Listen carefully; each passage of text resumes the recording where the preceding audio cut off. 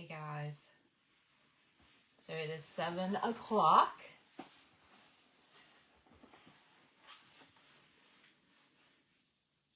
My phone and my iPad are almost dead, but my iPad is charging, so.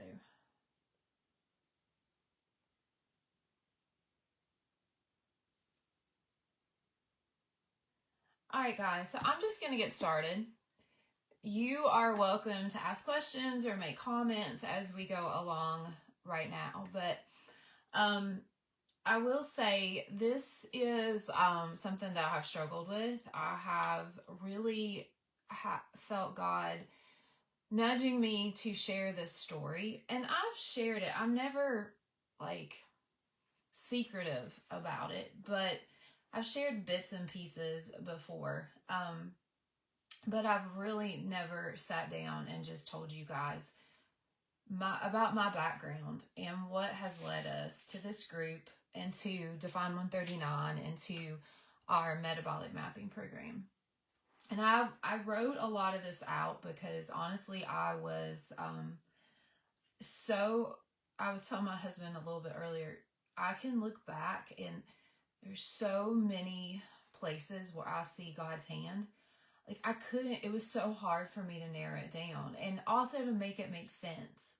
If you've really felt God in your life and his hand in your life, sometimes you can't really explain it. So I'm going to try my best. I've prayed about it for weeks and I have notes here, so you'll see me glancing down. I want to stay on track. I want everything I say to point to him and to not to me. So I'm a health coach. You guys know that. I'm very vocal about my faith. And I think sometimes people look at me as someone who is fit and they think I've never struggled. Or they look at me as someone who is outspoken about the Lord and think that I've always had this faith. Nothing could be farther from the truth. So I grew up in the 80s and 90s, and I know a lot of y'all did too, where restrictive diets were just what people did to lose weight.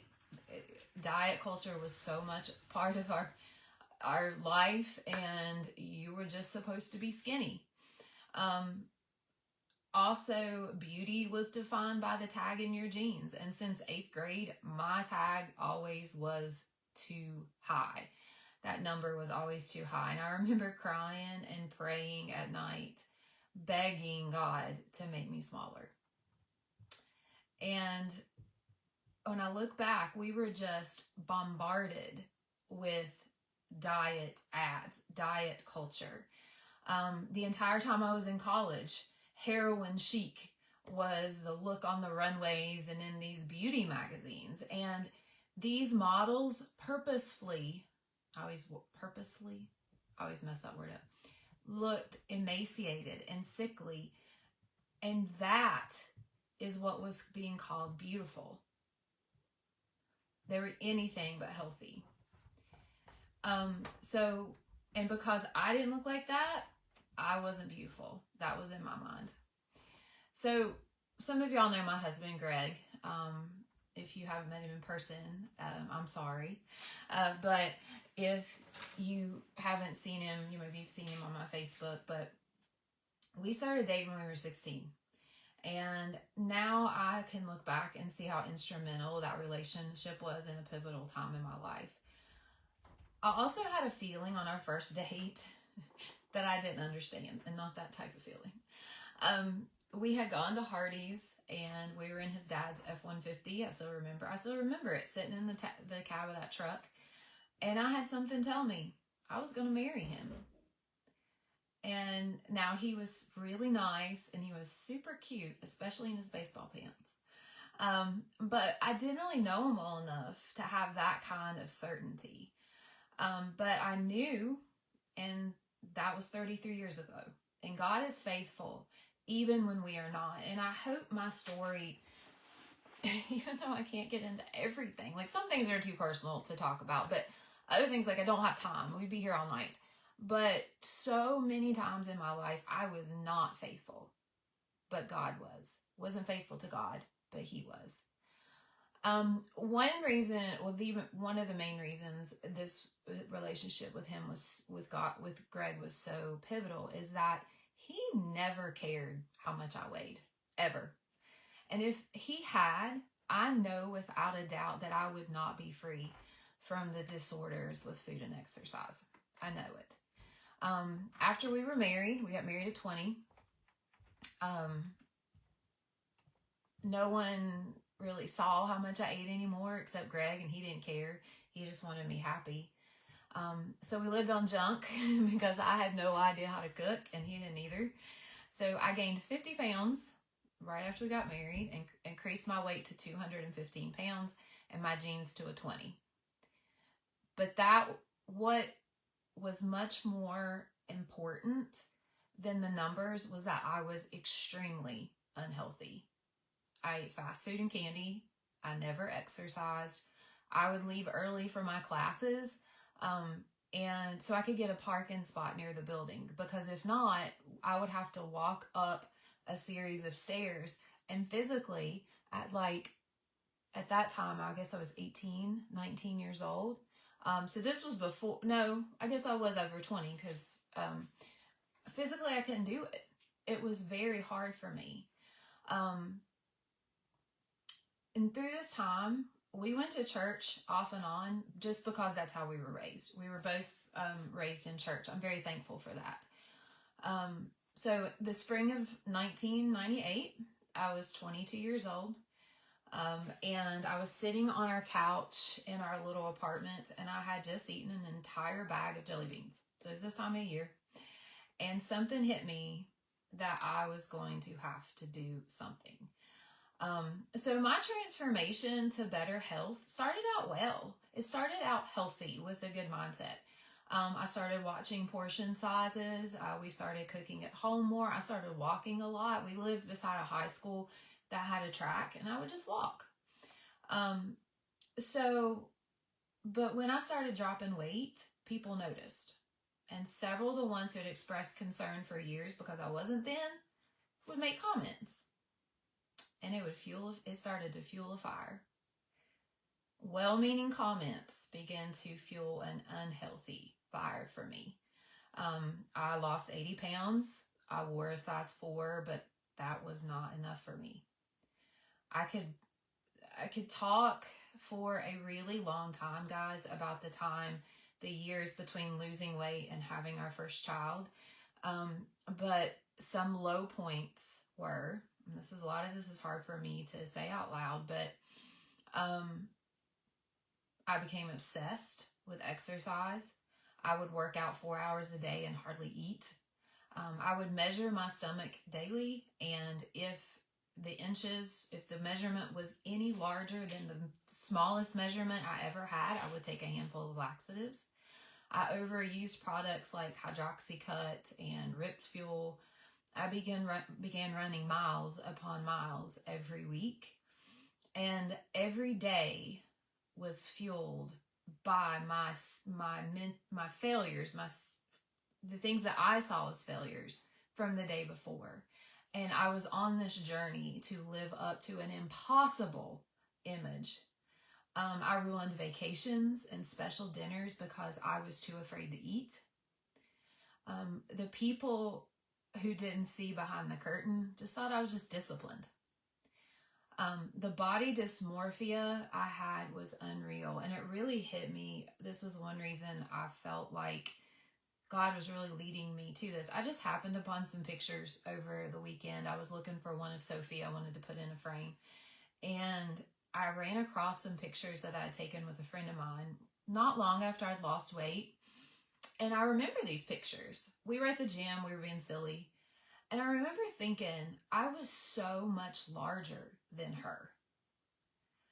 And I look at the pictures and I was the same size, maybe even a little bit smaller. But in my brain, that is not what I saw. And I looked at these pictures of this 23-year-old girl and just wished I could have wrapped my arms around her at that moment. Oh. So then in 2003, I got pregnant. We were so excited. We lost that baby, and I was livid with God. I stopped going to church. I didn't want anything to do with prayer or anything about God. So 3 events happened between 2004 and 2010 that started my dependency and my love of the Lord, and the beginning of a very long journey of healing.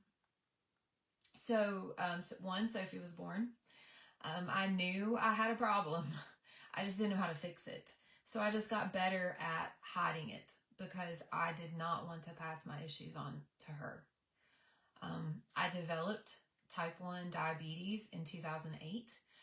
So I had to eat. Although I know now, thank the Lord, I did not have this disease when I was a teenager, because I wanted to be skinny so bad. I would have just stopped taking insulin. And if you know how type 1 diabetes works, if you don't take insulin, your body just starts eating itself. So you do lose weight. And then you eventually die. But it's a easy way to lose weight. I was 10 weeks pregnant at that time with our son. He has no complications from that. He's perfectly healthy. There was concerns about his heart and development and brain development, and God protected him. And I look back and I see several times before I was diagnosed, I didn't know what was wrong with me. I just thought I was pregnant. God protected me and protected him. So I know God saved him, and he named him Abram. At that time, as we picked that name, I had no clue it had been Abraham's name before God changed it. So I know, God has told me that name signifies my journey with him and the beginning of my healing. It's 3 things. And the third thing that happened is I joined a company. And this was one of the reasons that I had to, because we needed extra money. And because I had diabetes now and tons of medical expenses. So I joined a direct sales company. And a lot of y'all met me there first. So I sold jewelry for Premier, Designs Jewelry. And I did that for 10 years. So Premier truly was a Christian company. The founders loved Jesus and raised other leaders that loved him too. Our gatherings, whether they were small or large, were centered around the Savior. So in 2010, I was invited to a retreat in Florida. I was really good at this direct sales thing, so I did well, and I tend to be I don't know what drives me sometimes, but I did well. But I had never traveled by myself. I'd only been on a plane one time. And a friend, I followed her around like a puppy dog. We went to New York. And at that point, I had never, ever traveled by myself, let alone flown by myself. It's pretty cool. Wow, it's not a big deal now. But I was nervous wreck, but I still went. I had actually told the leader that organized it a couple of months, but I'm not going. I'm not doing that. And she was like, well, just think about it. And I went. And God brought me there around other faith-filled women in a beautiful place. If you've ever been to Anna Maria Island in Florida, you know it's gorgeous. And he brought me there to still me, so I would actually listen to him. I was working 2 to 3 jobs, depending on if I was teaching fitness classes or not. We had 2 little ones at home. I was teaching school full time. I was not still. All through that weekend, I felt him tugging at me. And the last morning, I woke up early, and I had this uncontrollable urge to go to the beach by myself. And I went right then. Hair probably all over the place. I had whatever clothes I was sleeping on in, and I just went and I just sat down. And I know that that's when God filled me with the Holy Spirit. It was the most unbelievable feeling ever. And in my heart, I can't explain this because I didn't hear it in my ears. I didn't hear it in my head. I heard it in my heart. He started singing, "You Are My Sunshine." to me. And that's what I would sing to our babies. So I think I could have flown home that day without the plane. I was so high on God. But my issues with food, and I see my family's watching.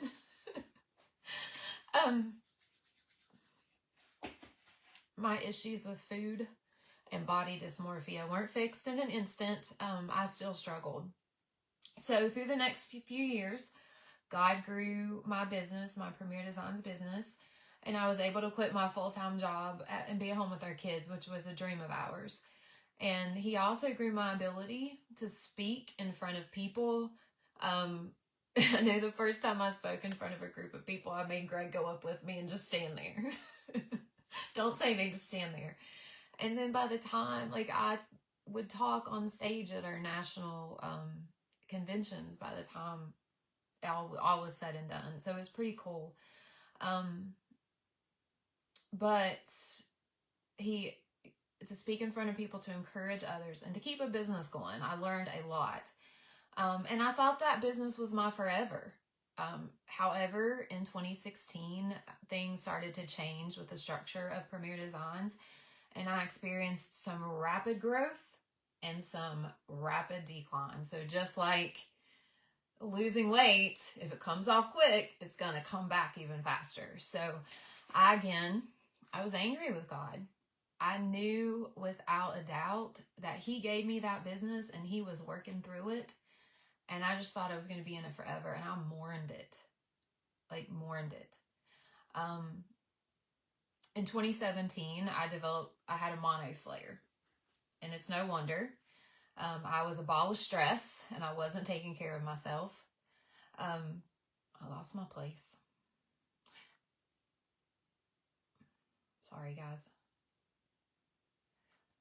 My business had tanked. We were struggling financially and I had no idea what to do. So the next year, our daughter had a different player on her soccer team. I had this feeling that I knew I had to talk to this mom. My battery is low. Let's make sure it's plugged up. Okay, there we go. I knew I had to talk to this mom. And I thought it was because this mom homeschooled her kids. And we were homeschooling at the time. So I was like, I really need to talk to her. So I sat down beside her at a game, introduced myself, and I what do you do? And the first thing she said to me was, I'm at an in-home personal trainer. And I was like, that's it. That is why God wanted me to sit here and talk to her. I never even thought about being an at-home personal trainer, like going into people's houses and personal training.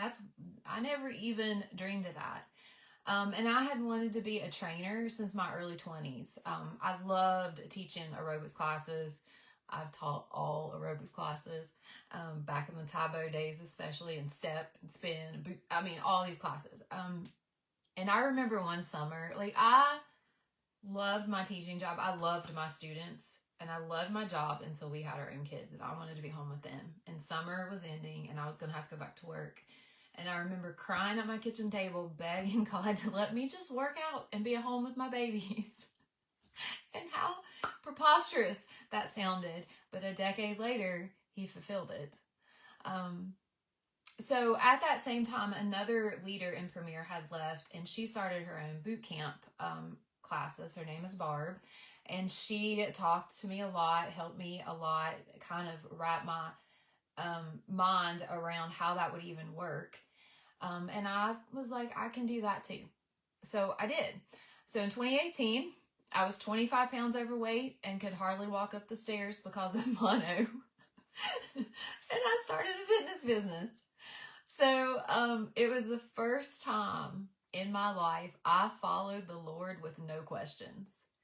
And I had no idea what the business would look like. And some of you have heard me say this. So I started the boot camp part first and I wanted to be a trainer. So I had been studying to be a trainer. I didn't want just any certificate. I wanted a legit course with a legit certification. So I studied for 4 months. And before I studied for 4 months, it was really expensive. And like I said, we didn't have a lot of extra at that time. And I was like, God, I sat down at the computer to order it, and I got up and I was like, Lord, I am 42 years old now. Like, who is going to listen to me about fitness and exercise? And I sat down in my chair that I did devotions in. I opened a devotion book, and the first thing said, my plan for your life does not have an expiration date. So I closed it, and I got up, and I went and bought the certification. He can be a little funny sometimes, a little cheeky. So God laid it on my heart to found this new business on Psalm 139:14. I praise you because I am fearfully and wonderfully made. Your works are wonderful, and I know that full well. And I wanted to feel that. I wanted to believe that for myself and not just for other people. So my friend Amanda helped me with the name of the business. And as soon as she said Define 139, I was 100% sure that's it. That's what we're going with. So on September 10th, 2018, it was Sophie's 14th birthday. I started my first boot camp class in the local park. It was 2 of my friends from high school and Sophie. Sophie's still with me. And that's how Define 139 started. So through the last almost 7 years, like, God has grown into something that I could have never done on my own, ever, ever, ever. My brain doesn't function like that. So he has, he's amazing. My real transformation didn't begin until 2022. I had yet again starved myself, through the second half of 21, through most of 21, my dad was dying of cancer, and how I dealt with it was I ate as little as possible and stayed on my spin bike. So I had lost about 10 pounds, and as soon as I started eating like a normal adult again, I gained that back plus 4 friends. So I gained 14 pounds. And worse than that, I was a terrible example for my clients, my boot camp members, my personal training clients, my daughter. Because I'm sure they're looking at me as like the expert, the one that's supposed to know, and I'm working out like a mad woman, and they're thinking, well, that's what I have to do too, and that's not true. And I still have guilt about that. I need to pray specifically to help me let that go. But I knew I needed help. I started researching diets and exercise plans and stuff, and I was so overwhelmed. And even as a trainer, like, we didn't have the nutrition coaching part. So I hired a coach. I clicked a link on a Facebook ad and asking if I knew how many calories I should be eating. And I filled out the form, and the woman I was talking to through Messenger, I think she was the owner of the business, was like, girl, you are not eating near enough calories. And again, I was like, that's ridiculous. I would be losing weight if I wasn't eating enough calories. But I agreed to talk to the salesperson, and I ended up signing up for the program. And then God sent me Sarah. Sarah is still my nutrition coach, because coaches need coaches too. And I signed up with this group online, not really knowing anything except that I needed some help. And they aren't a Christian company, but Sarah is. And she began teaching me something that my husband had tried to tell me for years. I had to rest, I had to eat more, and I had to exercise less. And I just thought he was telling me that because he loved me and he didn't want to see me beat myself up, which is true, but the other was true as well. I think he's watching, you guys. He was right. All right, I said it. So within 8 weeks of working with her, the mono flares disappeared. They haven't been back. I felt amazing, and I began the process to readapt the metabolism that I had destroyed for years with something that you may have heard of called a reverse diet. I gained 7 pounds, and that was on top of the 14 that I had gained. Now, most of our clients don't either when we're doing a reverse diet, they either lose weight, they don't gain any weight, or they might gain 1 or 2 pounds. I gained 7. My metabolism was so shot.